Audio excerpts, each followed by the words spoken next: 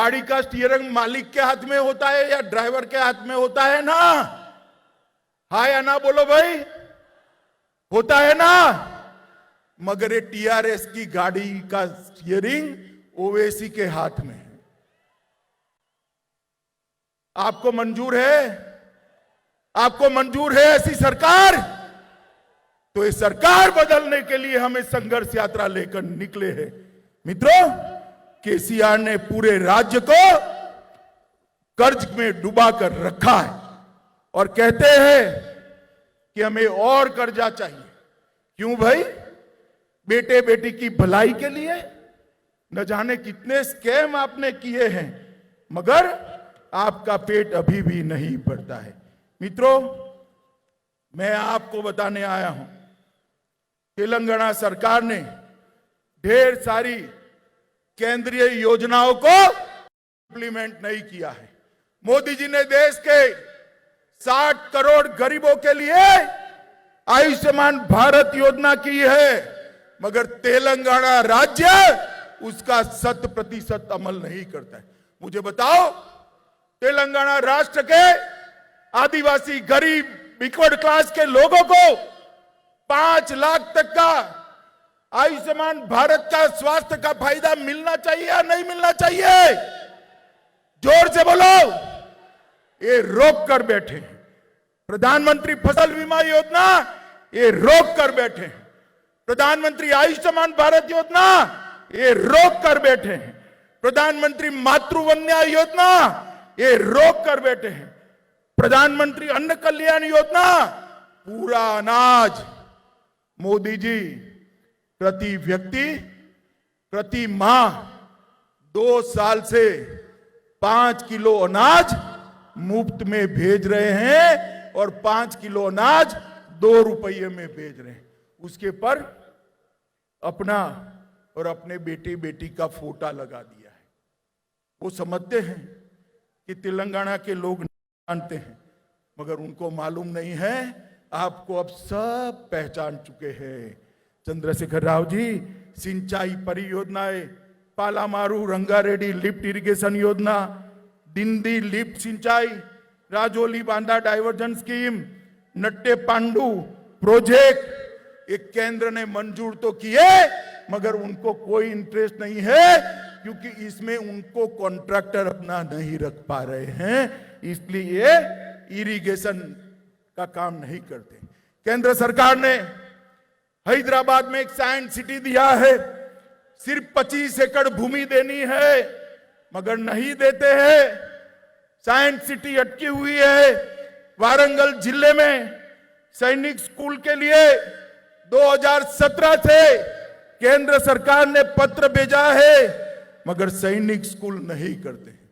मित्रों, फिर भी इतनी कठिनाइयों के बावजूद भी मोदी जी ने 8 साल में तेलंगाना के विकास के लिए 2,52,202 करोड़ रुपया दिया है। मैं फिर से बोलता हूं, 2,52,202 करोड़ रुपीस मोदी जी ने तेलंगाना के विकास के लिए। आप गुमराह मत करिए चंद्रशेखर राव जी, ये सूची में बंडी को देकर जाता हूं, कल वो प्रेस में ये पूरा लिस्ट आपको पढ़ने के लिए भेज देंगे। आने पाई का हिसाब है इसके अंदर, और मैं चैलेंज देकर जाता हूं, आपने क्या किया और हमने क्या दिया, इसका हिसाब तेलंगाना की जनता के सामने रखिएगा। रामागुंडम फर्टिलाइजर फैक्ट्री 6400 करोड़ रुपया मोदी जी ने दिया। राष्ट्रीय राजमार्गों को 5000 किलोमीटर क्रॉस करा दिया। 4 लेन फ्लाईओवर 187 करोड़ रुपया दिया। लगभग 8000 करोड़ से क्षेत्रीय रिंग रोड बनाया। प्रधानमंत्री ग्रामीण सड़क योजना के तहत गांव के 2300 किलोमीटर के 1700 करोड़ रुपए के खर्च से रोड बनाए। रेलवे में हमने 4200 करोड़ रुपया खर्च किया और मिशन भगीरथ योजना के तहत 2500 करोड़ रुपया दिए। मित्र, बहुत बड़ी सूची है, कल बंदी जी देंगे। मैं अंत में इतना ही कहना आया हूं मित्रों, आज मैं घोषणा कर जाता हूं कि भारतीय जनता पार्टी की एक सरकार चुनाव में बना दीजिए। चंद्रशेखर राव को ऐसा है कि हम चाल चलेंगे, चुनाव जल्दी करा देंगे। भैया चंद्रशेखर राव, हम भी चुनाव की ही राख दे दिख रहे, कल ही घोषणा कर दो, आप कल ही घोषणा कर दो। ये निश्चित है भारतीय जनता पार्टी की सरकार बनेगी, और भारतीय जनता पार्टी की सरकार बनने के बाद 1-1 किलो बॉइल्ड राइस हम परचेज भी करेंगे और किसानों को मदद भी करेंगे। इसके साथ साथ जो धर्म के आधार पर माइनॉरिटी का रिजर्वेशन करा है, जिसके कारण एससी, एसटी और ओबीसी के रिजर्वेशन में कटौती आपने है, हम माइनॉरिटी के रिजर्वेशन को समाप्त कर एससी, एसटी और ओबीसी के रिजर्वेशन को बढ़ा देंगे।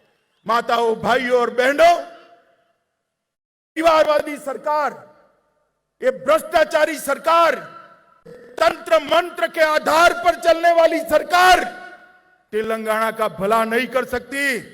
नरेंद्र मोदी जी, जिन्होंने पूरे देश के अंदर विकास की एक लहर फैलाई है, 8 साल के अंदर भारत का डंका पूरे विश्व के अंदर बजाने का काम हमारे नरेंद्र मोदी जी ने किया है।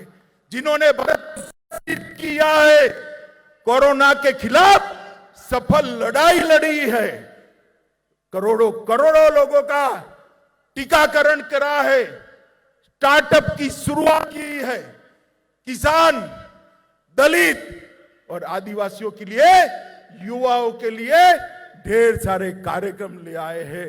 मोदी जी के नेतृत्व में यहां डबल डेकर सरकार बनानी है मित्रों। डबल डेकर सरकार समझ रहे हो ना?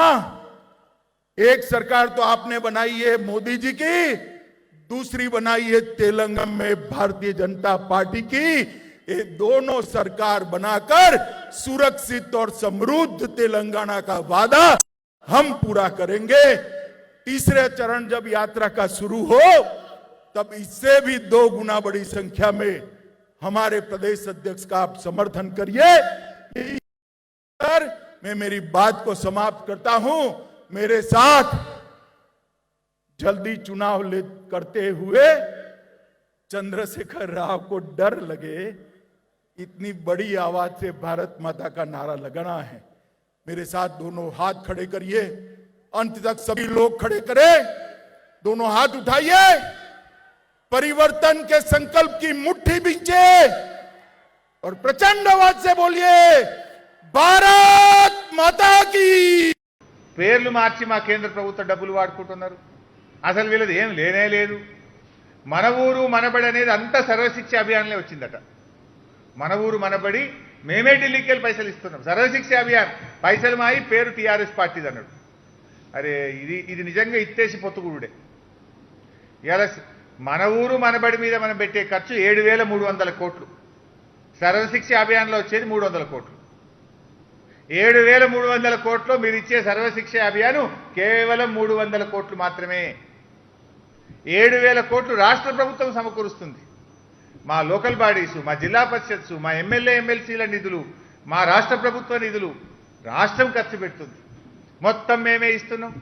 7,300 కోట్లు ఏడిస్తున్నాం. మన ఊరు మనబడి కాన్సెప్ట్ తెలుసా మీకు? రాష్ట్రంలో అన్ని ప్రభుత్వ పాఠశాలల్లో ఈ విద్యా సంవత్సరం నుంచి ఆంగ్ల మాధ్యమ బోధన జరగాలని ప్రభుత్వం నిర్ణయించింది. పాఠశాలల్లో కార్పొరేట్ స్థాయి వసతులు కావాలని ప్రభుత్వం నిర్ణయించింది. దానికి ముఖ్యమంత్రి గారు 7,300 కోట్ల బడ్జెట్ ప్రతిపాదించారు. నేను అమిత్ షా గారు మాట్లాడతారు, మొత్తం పైసలు మేమే ఇస్తున్నాం. ఇస్తురు, మీరు ఇచ్చేది 300, మేము ఖర్చు పెట్టేది 7,300. ఇది నిజం. ఇది అబద్ధం నంబర్ 5. ఇక అబద్ధం నంబర్ 6. ఇది వాళ్ళే బయట పెట్టుకున్నారు, నేను చెప్పవలసిన అవసరం కూడా లేదు. నిన్న ఆ వేదిక మీదనే మాట్లాడింది. 2 కేంద్ర మంత్రులు 2 మాటలు చెప్పారు, అర్ధగంట తేడాల. అమిత్ షా గారికి ఇది నరేగాలో మొత్తం ఇన్ని నిధులు ఇచ్చినాం, అన్ని నిధులు ఇచ్చినామని చెప్పాం. అమిత్ షా గారి కంటే ముందు మాట్లాడిన కేంద్ర మంత్రి, కేబినెట్ మంత్రి కిషన్ రెడ్డి గారేమో నరేగా కింద 30,000 కోట్లు ఇచ్చినాం తెలంగాణకు అన్నాడు. అర్ధగంట తర్వాత మాట్లాడిన అమిత్ షా గారు 18,000 కోట్లు ఇచ్చినామన్నాడు. మరి ఏ కేంద్ర మంత్రిది నిజం ఇప్పుడు ఇలా? ఎవరిది నమ్మాలి? ఒక కేంద్ర మంత్రి అంటాడు ఆయుష్మాన్ భారత్ తెలంగాణలో అమలవుతుంది అంటాడు, ఒక కేంద్ర మంత్రి అంటాడు ఆయుష్మాన్ భారత్ అమలవుతుంది అంటాడు, ఒక కేంద్ర మంత్రి అంటాడు నరేగాలో 30,000 కోట్లు ఇచ్చినామంటాడు, ఇంకో కేంద్ర మంత్రి అంటాడు 18,000 కోట్లు ఇచ్చినామంటాడు, ఒక కేంద్ర మంత్రి అంటాడు కాళేశ్వరంతో నీళ్లే రాలే అవినీతి జరిగిందంటాడు. నిన్నగాక మొన్న వచ్చిన గడ్కరీ గారేమో కాళేశ్వరంతో తెలంగాణ సస్యశ్యామలమైంది అంటాడు. మరి ఏ కేంద్ర మంత్రి మాటను మాట్లాడాలి నమ్మాలి? పార్లమెంట్లో ఒక మాట, గల్లీలో ఒక మాట, అధికారిక రివ్యూల్లో ఒక మాట, ప్రజాక్షేత్రంలో ఇంకో మాట. గడ్కరీ మాట నిజమా? నడ్డా గారి మాట నిజమా? కిషన్ రెడ్డి గారి మాట నిజమా? అమిత్ షా గారి మాట నిజమా? విశ్వేశ్వర్ తుడు గారి మాట నిజమా? అమిత్ షా గారి మాట నిజమా? ఎవరి మాట నమ్మాలి? పూటకో మాట అంటే ప్రజల దగ్గరికి వస్తే పచ్చి అబద్ధాలు పట్ట పగలు నట్ట నడి రోడ్డు మీద మాట్లాడే పార్టీ బీజేపీ పార్టీ కదా. మీరే చెప్పారు గతంలో, అప్పుడు పోయినసారి ఎన్నికల ముందు మీరేమన్నారంటే మేము అధికారంలోకి వస్తే విదేశాల్లో ఉండే నల్లధనం తెస్తాం, ప్రతి ఒక్కరికి బ్యాంకులో 15 లక్షల రూపాయలు వేస్తామన్నారు. పడ్డాయా 15 లక్షలు? ఇదే విషయాన్ని అమిత్ షా గారిని అడిగితే అమిత్ షా గారు ఏమన్నారు? ఓతో ఎలక్షన్ కా జుమ్లా హే, ఎన్నికల కోసం ఆడిన అబద్ధం. ఇప్పుడు కూడా గదే ఆడింది. నేను అమిత్ షా గారు కూడా తెలంగాణలో ఓట్లు కావాలని అబద్ధాల పురాణాన్ని చదివిండు. రేపు మళ్ళీ ఒకవేళ తప్పిపోయి గెలిస్తే ఏమంటారు? ఎలక్షన్ కా జుమ్లాతా, ఓట్ల కోసం ఎన్నెన్న అబద్ధాలు ఆడతాం అని చెప్పే పార్టీ బీజేపీ పార్టీ. గింత ఘోరంగానా? నేను 6 అబద్ధాలు స్పష్టంగా ఇవాళ వారి అబద్ధాలను ఎత్తి చూపిన. అబద్ధం నంబర్ 1, ఆర్టికల్ 370కి టీఆర్ఎస్ పార్టీ పార్లమెంట్లో ఓటేసింది, మద్దతు ఇచ్చింది. అబద్ధం నంబర్ 2, మిషన్ భగీరథకు 2,500 కోట్లు ఇచ్చినా అన్నారు, 2 రూపాయలు కూడా ఇయ్యలే. అబద్ధం నంబర్ 3, ఆయుష్మాన్ భారత్ అమలైతలేదన్నారు, ఆయుష్మాన్ భారత్ తెలంగాణలో అమలైతుందని మీ కేంద్ర మంత్రి పార్లమెంట్లో చెప్పిండు. అబద్ధం నంబర్ 4, మీరు సూపర్ స్పెషాలిటీ ఆసుపత్రులు కడతలేరు అన్నారు, అద్భుతంగా సూపర్ స్పెషాలిటీ ఆసుపత్రులను 2,679 కోట్లు శాంక్షన్ చేసి టెండర్లు పిలిచి పనులు చేస్తున్న పార్టీ ఇవాళ టీఆర్ఎస్ పార్టీ.